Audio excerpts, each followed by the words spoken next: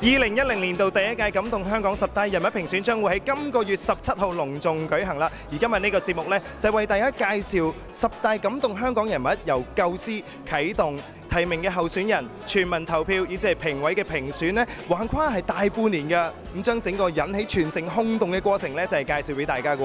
而我哋亞洲電視呢，之所以舉辦今次嘅評選，目的就係希望透過唔同人嘅感動故事，感動香港。香港嘅成功唔單止係創造財富，同時係創造精神。香港精神表現喺每一位香港市民嘅身上。亞洲電視願意成為建設香港精神家園嘅推動者，與全港市民一同去尋找香港精神。2010年度第一屆感動香港10大人物評選，係為咗尋找香港精神而舉辦。活動以感動香港、感動你、亞視和你一起去尋找為口號，邀請全港嘅市民推舉大家心目中嘅感動香港人物。為咗隆重其事，我哋好榮幸能夠邀請得到國學大師饒宗頤先生為大會題字㗎。咁以中華民族國粹嘅精神咧嚟到係展現香港精神嘅。喺今年3月咧，就將整個嘅活動咧進行啟動儀式啦。我們定位為在中期打造一個代表香港良心的電視台，我們還要一些崇高的東西。所以今天這個活動感動香港10大人物評選首屆，就是我們這個中期目標，代表香港良心的電視台這個目標，我們這個航船起航了。今次嘅評選活動，我哋得到多個具有實力嘅媒體配合宣傳。而支持嘅機構包括有3香港、明報、明報週刊、香港電台第一台以及雅虎香港。我哋會做一個獨家嘅手機內容平台，咁喺呢個平台上高呢，大家會好容易隨時隨地咁喺用個手機呢，就會睇到呢啲故事，睇到人物嘅專訪。就你哋舉辦呢一個活動呢，我第一時間覺得就已經係好中意、好開心先。咁啊，加上呢就係我自己做嘅節目一向嘅風格都係感性啊、有啟發性啊嗰種，其實係可以令到自己長進之餘，即係成長之餘，都希望係透過啲節目咧影響聽緊收音機嘅朋友，都係一齊係可以成長嘅。我哋去表揚一啲10大人物啦，係佢哋有啲感人，特別係感動香港嘅故事咧，亦都希望呢啲故事咧可以去鼓勵一啲而家需要人幫忙啦，或者係有困難嘅人。即係經過我哋介紹呢10位人物佢哋嘅故事，令到佢哋咧得到鼓勵，咁香港變為一個和諧嘅社會。我亦都希望呢個活動咧能夠為香港帶嚟呢啲正能量，同埋重新探索香港精神。因為我相信喺10幾20年前咧，香港精神係我哋上一代，即係我今年50歲，上一代咧好驕傲嘅，好驕傲嘅。我哋唔會呻，只有捱，只有做。透過多個媒體為活動造勢，吸引廣大市民主動提名身邊感動香港嘅人物。我哋喺眾多嘅推薦信入面選咗30位候選人。而喺8月份嘅時候，我哋喺大型嘅記者會上面公布候選名單，有部分嘅候選人更加喺當日分享佢哋嘅感受。我覺得咧就係我亦都想將呢個愛的教育咧傳開去啦，就係愛自己啦，愛身邊嘅人啦，同埋咧係愛或者可能唔識嘅一啲嘅朋友啊，或者好遠嘅地方嘅小朋友，去創造一個和諧嘅社區啦，一個和諧同埋有愛嘅世界。有咗愛心，夢想就成真。最緊要愛，我哋應該將愛遍全每一個角落，使到人人都有愛心。如果咁嘅話咧，呢個世界就冇窮人嘅，個個都過著安樂和平嘅生活。因為呢個3年零8個月係日本人佔領咗香港，香港人過住係非人嘅生活。我哋食嘅係2米2錢油，食嘅係沙谷米，但係有幾多人知道呢？係好多人都唔知道。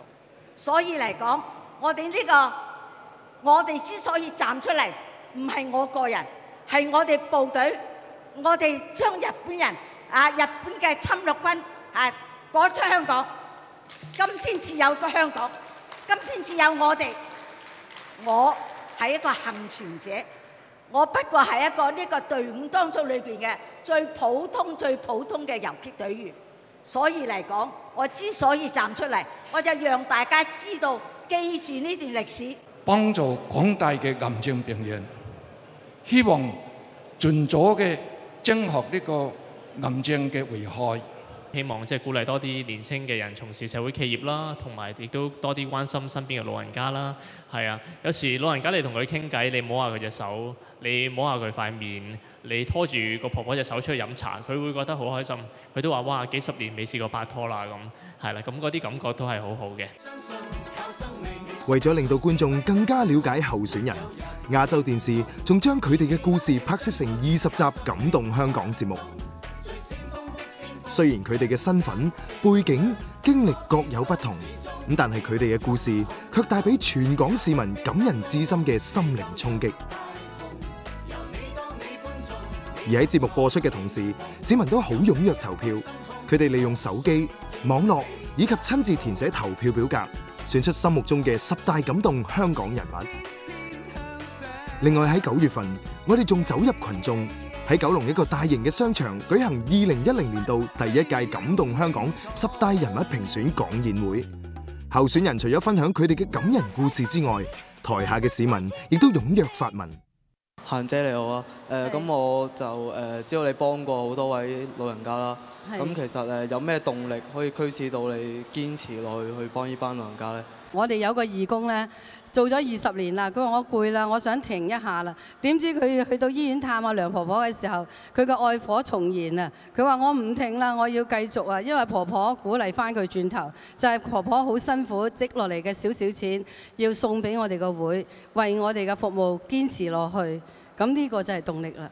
知道你咧08年咧去咗四川嗰度咧幫手去救啲災民啦。咁你喺嗰次入邊有啲咩經歷啊？因為地震同第啲災害有啲唔同啊，譬如水浸啊，其他啲咧唔同啊。地震咧，因為擲住好多人咧，啲肢體好多傷殘。咁如果傷咗個頭或者內部器官咧，咁盡量救翻佢就照計就應該 OK 嘅啦。但係咧，如果傷咗啲手腳啊、肢體嗰啲咧，有啲需要截肢啦，有啲需要駁骨咧，嗰啲係要長期嘅一個康復工作。咁所以我哋咧就發起咗一班咧義務嘅醫生咧，就上去輪流去同佢哋做呢啲手術。咁而喺個過程裏面咧，我發覺內地呢啲小朋友個毅力真係好緊要，即係咁大嘅危難咧，佢哋都可以咧係欣然咁樣咧配合我哋嘅康復工作。咁呢點我希望咧大家香港人都可以學下啦。李松慶先生啊，我想請問下你自從呢個感動香港播出咗之後，有冇多咗公公婆婆去食你啲愛心粥呢？好現實喎呢個問題，究竟有冇多咗人呢？即係生意額有冇高到呢？嚇？好多謝呢位同學，因為呢你想問個問題呢，就應該係會令你失望，咁啊亦都係令我好開心，因為又冇多又冇少，都係維持現狀。咁嘅情況之下呢，我就可以盡我自己個能力去做，亦都冇壓力咯。咁呢就樣樣事都係唔強求，並不表示唔進步。我哋係蓄勢以待，做到最好。我想問下蔡婆婆，你經歷咗咁艱難嘅歲月，點解到今日都保持得個精神咁好，身體咁好，有咩秘訣呢？我係獨居嘅，隔離呢個係我女，但係我冇同佢住嘅，我係獨居，所以我係每日係飯盒2個，地鐵票1張我就夠啦。所以我經濟上係一個窮婆婆，但我精神上係非常之富有嘅一個非常富有嘅人，內心非常之富足嘅。咁其實我哋台上咁多位候選人呢，都係擁有呢一樣嘢嘅咯。冇錯。下一節我哋會介紹今次評選活動嘅重量級評委，同埋評委投票日嘅盛況。